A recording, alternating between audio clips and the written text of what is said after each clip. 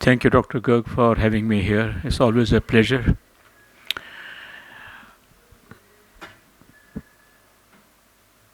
Water security, of course, we all know what water security is all about, and that is one of the primary concerns of all governments. Smart water for agriculture and rural development. Well, I never heard smart water for agriculture. Water isn't smart by itself. The only smart water I know is when my wife puts a slice of lemon in a jug of water and then she says, drink it. This is more smart because it gets a little more alkaline and healthy. But actually, it's all about how smartly we use water. And that's very, very important. Can we? Yeah. Now,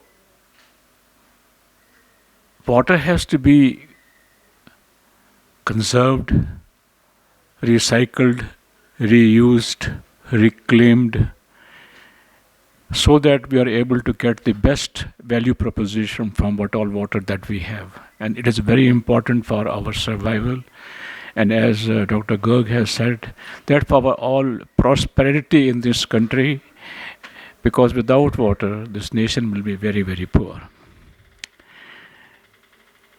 Now, I'll start with one of the very key factors that water is a source of societal, regional, and global conflicts that we all know.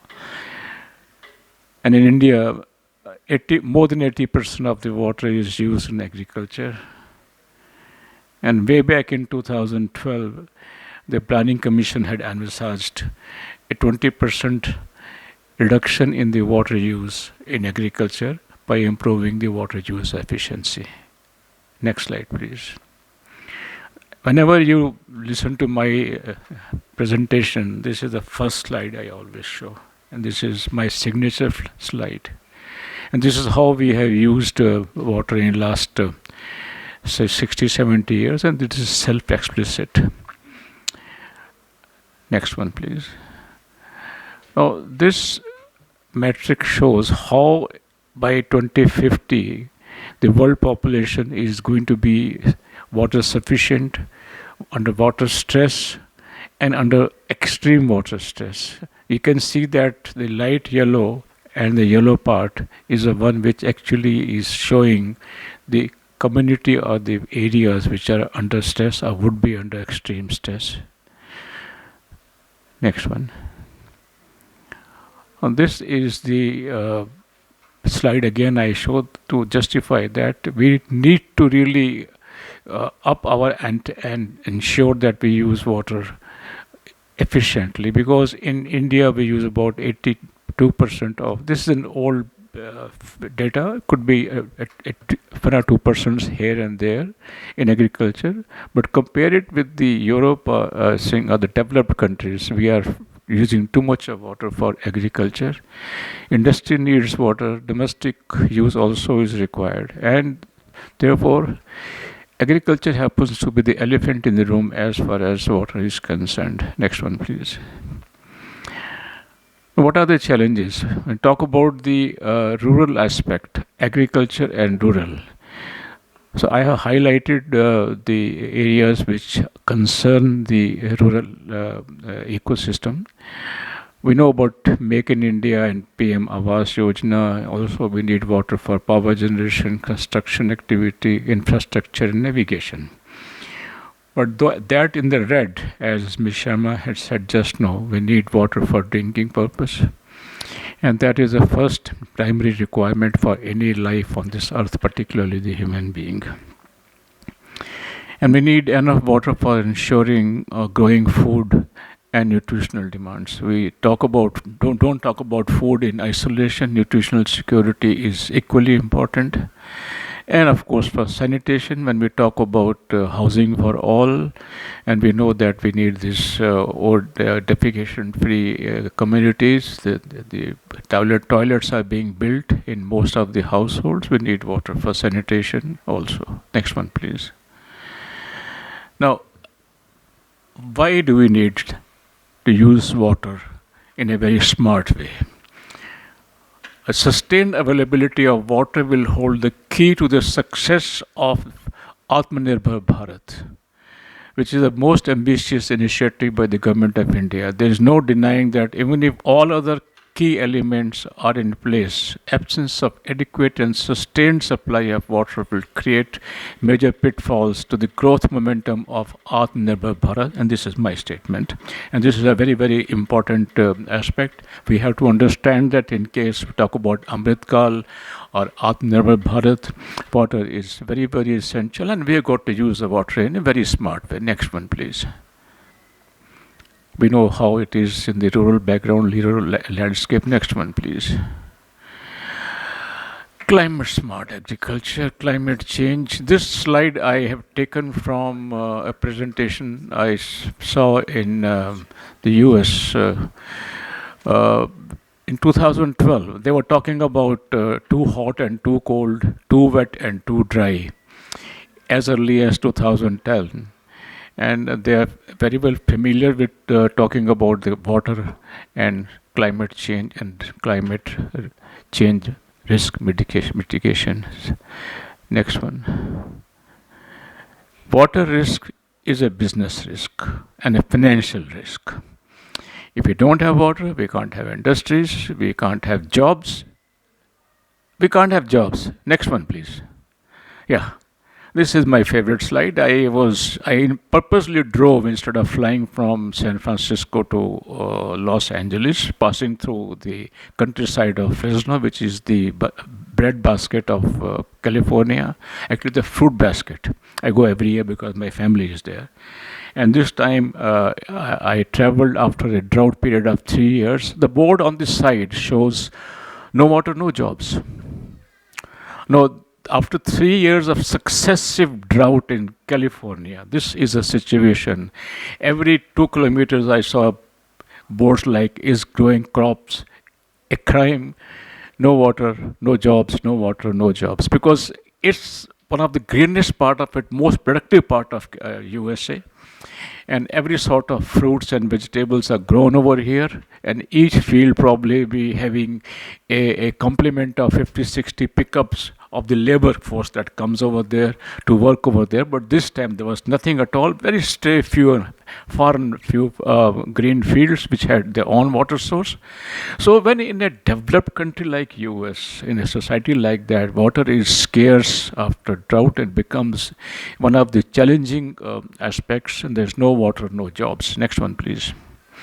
So how do we mitigate the problems?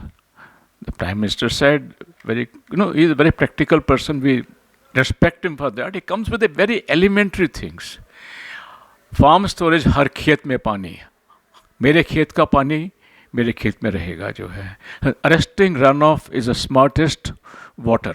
Smartest water is the arresting of runoff. We know in the old times, I heard somebody discussing about it, that every town had a small pond, every village had ponds.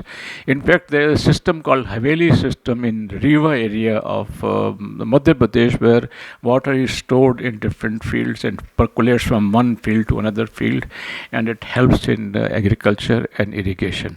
Next one, please. Now, I don't need not say anything. One is a dumb way of dumb water, and other is a smart water. If the channels are lined, it is a smart way of conveying water. Next one.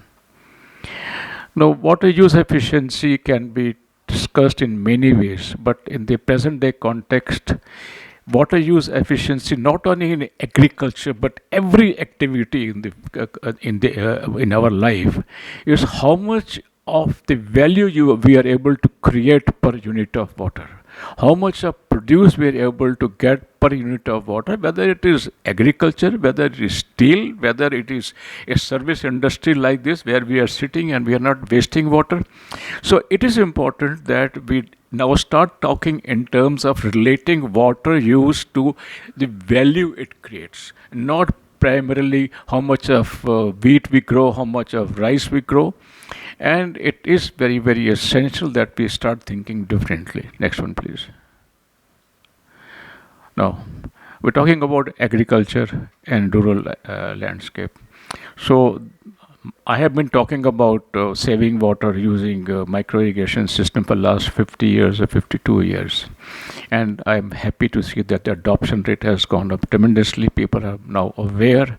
So one way of traditional method of conveying water and irrigating the field is, I say, is dumb, and using a drip irrigation system where water and fertilizers and plant nutrients are released near the plant root zone. That's the smartest way of doing things, and that is how we call it as smart water. And this is a smart water. Next one, please. You can see the difference. And this is a drip irrigated field. There are no unwanted growth in the area, and we are using very little of the pesticides and weedicides. It looks beautiful, and the productivity is also wonderful. Next one, please. Now, in a water stressed area, it's a combination of drip and plastic mulch. So every drop of water is conserved and used in the best possible manner, and this is again the smartest way of irrigation. This is a smart water. Next one, please. Sprinkler irrigation, of course, is a smart use of water. Next one, please. Now, before we talk about technology, we talk about high-tech drones and blah, blah, blah. Let's talk about simple things. You see, some 40, 50 years back when I started my career, we used to have the canals which are unlined. And after some time, the World Bank refused to give us money for development of canal network unless we had the lined canals. So we started lining the canals. Still, we have a problem. The best way to convey water is through pipeline. Pipes are available in very large diameter, as much as 3-meter diameter my company makes. When bigger pipes are available, fabricated. In Libya, I just forgot to bring the photograph. They have an underground river because they were able to discover some aquifers and very high yielding aquifers in that country. So they carried water from one part of the country to the other part of the country using about 5-meter diameter pipeline. They created an underground river using pipelines, and that is how the Libya became not only self-sufficient but exporter of food. Now, somebody said there's no land acquisition faster and lesser gestation period because acquisition of land takes a lot of time. Land, water, and energy become very emotional issues in this country, and people don't want to yield even a small inch of their land. So if we don't need water for canals and we convey water through pipeline, that's the best way to do. Faster, lesser gestation period. We don't have any evaporation losses. We don't have any seepage losses. Even the best of the lined canals have seepage losses. And we can make a very calibrated delivery, a supply of water at a pressure, like we do in case of our household. We get water through a pipeline, we can open the tap. In fact, in countries like Spain, they have water ATMs. So the farm has got an outlet, the farmer puts in an ATM card and orders a specified quantity of water. So he gets that water in his field. So this is how water should be conveyed. Next one, please. And pressurized water can be used directly for micro irrigation, which means for sprinkler irrigation and drip irrigation purpose without a secondary pumping. You see, in Israel, which is one of the prime examples of how best water can be used, every drop can be used, there are no canals.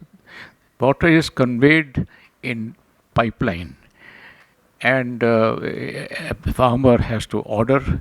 There is a system, there's an automation device, and he gets the water at a predetermined time and the quantity that he has ordered, and he pays for it. Next one, please. I'm sorry, can you go back? Now, this is not photograph, just indicative drawing of a project called Bal Valley Project near Sundarnagar in Himachal Pradesh, where about 900 hectares of area was brought under irrigation about 10 to 12 years back from the canal, the Bhakra Nangal canal, which passes through this city of Sundarnagar, there was no water available for the farmers on the upper reaches. But once we started an integrated irrigation project using pressurized water, a pressurized pipeline, water was available. There was no gestation period. It was quickly done in a period of just 1 year time. Next one, please. Now, the couple of crops are the biggest culprit as far as water is concerned. Sugarcane is one, paddy is another. Over the years, protocols have been evolved in using drip irrigation system on sugarcane. And not only sugarcane, this is also a subsurface drip irrigation system where the drip lines are laid underground, because sugarcane is one crop where a lot of ratoons are taken. In countries like Brazil, they take about 6 to 7 ratoons. So the lines are laid underground, sugarcane is harvested, and ratoon is allowed to grow. There is a phenomenal increase in water saving and phenomenal increase in the productivity.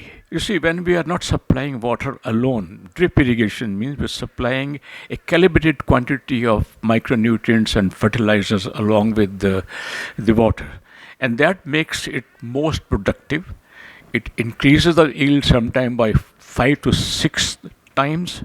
In some crops, I have seen in case of Israel, tomatoes and cucumbers and all that, the yields are almost 4 to 5 times that of the best yields in India. In case of sugarcane, this work has been done in our country on a very large scale. And Maharashtra is an example where only 5% of the cultivated area uses 50% of the available water for sugarcane. But the best part is government of Maharashtra has made it mandatory for the farmers to use drip irrigation system so that the increase in yield can be there and water can be saved. Next one, please. Now, this is a very, very satisfying figure. There are farmers in Maharashtra. The average yield of sugarcane in Maharashtra is about 40 tons per acre. Now, with using drip irrigation system, the farmers get as much as 100 to 125 tons per acre. And this is not in a few demonstration plots. This is in thousands and thousands of acres in Maharashtra and also in Tamil Nadu. And this is being done in a very, very organized manner. There is a certain planting methodology. Crop geometry has to be followed. And at the end of the day, what you are getting is almost 2 or 3 times the yield using much less quantity of water. The water productivity goes up from 2.5 kg per meter cube of water of sugarcane to as much as 21 kg meter cube of water, because you're using less water and you're producing a lot more. That is a multiplier effect. Next one, please. What is the value of water? I said it has to be a value proposition. When we are irrigating paddy, we need a lot of water, and if we price the water at 1 paisa per liter, it will cost about 1,20,000 to 1,50,000 per acre to irrigate 1 hectare of paddy crop. That is the value of water that we are exporting to other countries. Next one, please. This we can skip. This is the diagram which shows the increase in the yield of various crops using drip irrigation system. We are emphasizing on drip irrigation system not because that is our business. I have focused on better water conveyance system, whether it's channels, whether it's pipeline, but also at the same time drip irrigation and sprinkler system are the best ways to conserve water and increase productivity. Next one, please. So you can see the results of protected cultivation of precision farming. Next one, please. India has become the largest exporter of cucumber in the world, and thanks to the farmers around Delhi, particularly Haryana, they are growing a lot of cucumbers using micro irrigation system, greenhouses, and protected cultivation and precision farming. and the results are phenomenal. It started with one of the centers of excellence installed by government of Israel near Karnal, and that has got a multiplier effect. There are a large number of such centers, and the farmers are adopting this technology of precision farming, and the results can be outstanding, and they are outstanding. Next one. We're talking about we are living in the age of disruptive technology, exponential technology, and the benefit of the technology must reach the farmers, because farming is a very mundane job, it's a very routine job, and the next generation of farmers like to use technology. So automation has become a very affordable option as far as uh, drip irrigation is concerned, and automation devices are available. They're not very expensive, not more expensive than probably a iPhone or maybe less than that. And a farmer can use and operate the automation devices, use his drip irrigation system, his fertigation system, using his handset or a laptop from a remote place. Next one, please. Fertigation, because it's not merely water supplied along with the fertilizers and micronutrients, becomes very productive and completely changes the color of the crop in a very short time. So fertigation is very essential, and there are devices which inject uh, fertilizer called fertilizer applicator. Earlier these were manual devices, but now these are automatic devices within the reach of the farmer and the farmer who is buying. And the government of India also is now encouraging the farmers to use automation devices. I'm in touch with the Ministry of Agriculture and who are doing it. The new guidelines have approved use of automation devices in micro irrigation system. Next one, please. Just about it. Desalination of water is smart water.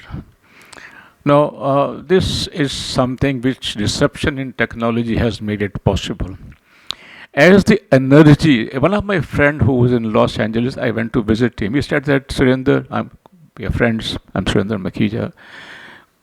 Believe you me, the cost of energy is to go down in next 20 years time to as much as almost free. Energy will become virtually free as such, and as energy becomes free, desalination becomes cheaper and cheaper. Recycling of water and cleaning of water will become also cheaper as such. So desalination is one area. Its adoption has become very large scale. Industries in India on the coastal lines are using desalinated water, and it is affordable. In fact, I saw about 10 years back in Abu Dhabi, they were using desalinated water for irrigation purpose. But they could afford because they have a lot of oil. So they were converting oil into water and water into crop in a place called Al Nain, between border of Dubai and Abu Dhabi. But now desalination is the answer. Don't have to carry water long distances. Energy has become cheaper. We'll have wind energy, you have solar energy. As Dr. Garg has said, hydrogen energy is going to be available. And all this combination, all the disruptions in the technology is going to make our life much easier. But it has to be very essential that there will be ecosystem, there will be communities where water has to be revered, respected, like God, like we do that in our culture. Next one, please. Israel does not waste even a single drop of water. The entire sewage water of Israel, 7 cities around Tel Aviv, is collected in a facility called Shefdan. Whenever I go to Israel and I take some visitors from India, or taken some VIPs from India, I make it a point to show to them this facility. Now, the sewage water from 7 cities around Tel Aviv is collected over here. It is not sanitized.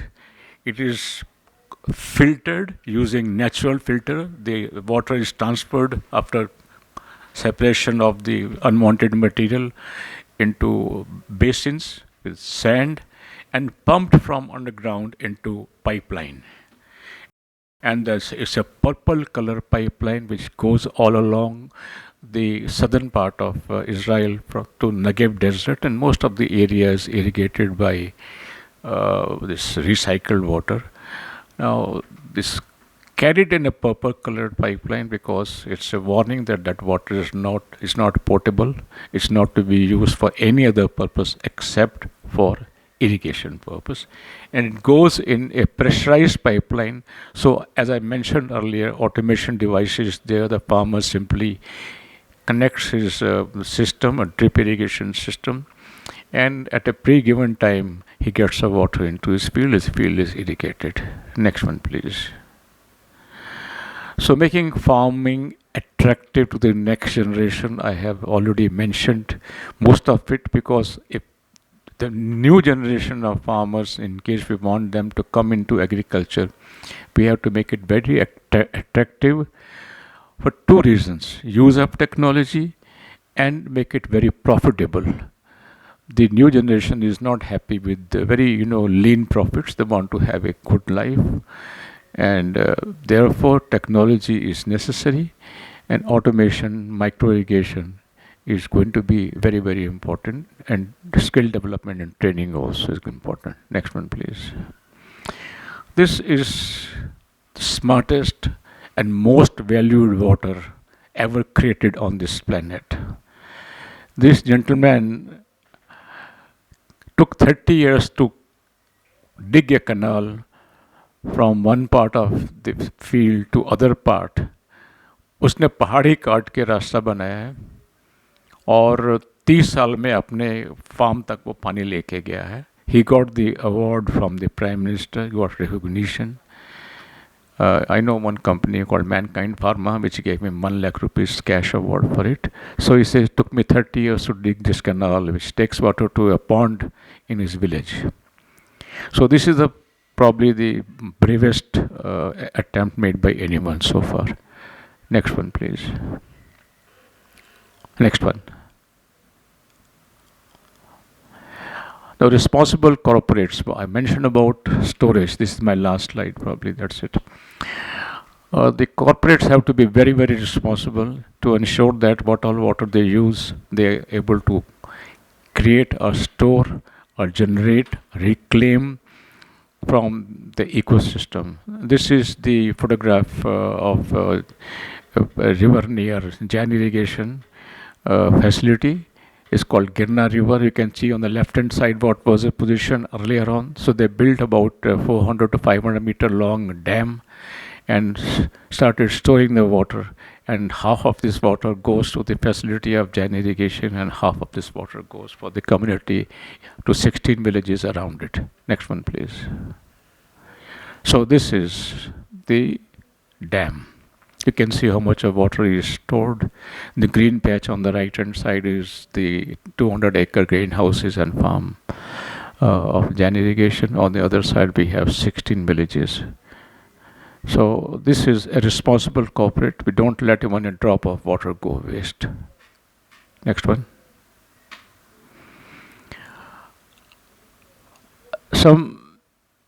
In 1983, I gave a lecture at Central Institute of Agriculture Engineering in Bhopal, and I just happened to give a rough back of the envelope figure. I had mentioned that it takes about 90 liters of water to make a cup of tea and 17,000 liters of water to make the shirt that we wear. And people laughed at what I said. 83. And the press was there. They thought I was nuts. They thought I was mad. And this got reported in the newspaper next day. That this gentleman says it takes 90 liters of water. I was talking about the complete value chain. It's too early for the people. And 2008, a British scientist got an award for doing a similar work. So water has it. I mentioned that at that time this petrodollar term had come just new. So I mentioned that if you don't conserve water. Today you are paying petrodollars. You will have to start paying water dollars later on. So that is how it is now. The NASDAQ is trading California Water Index future. So the water in California is being traded on NASDAQ. So that is the value of water. Last one, please. So what are the recommendations? The government must invest more in conservation of water. I particularly relate to agriculture in the PM-KSY, Pradhan Mantri Krishi Sinchai Yojana, and micro irrigation system. Promote integrated irrigation projects in canal command areas, like I mentioned in case of Himachal Pradesh. Encourage corporate sector to spend CSR funds in water, on water. Explore unconventional sources of water, like solar desalination is already possible, is being done, and water generators from thin air. That is being done in very remote areas where water is not available. So the communities have started using special type of nets available, which generate small quantity of water to suffice them for drinking purpose. And promote automation for optimal utilization of resources and maximization of the profits.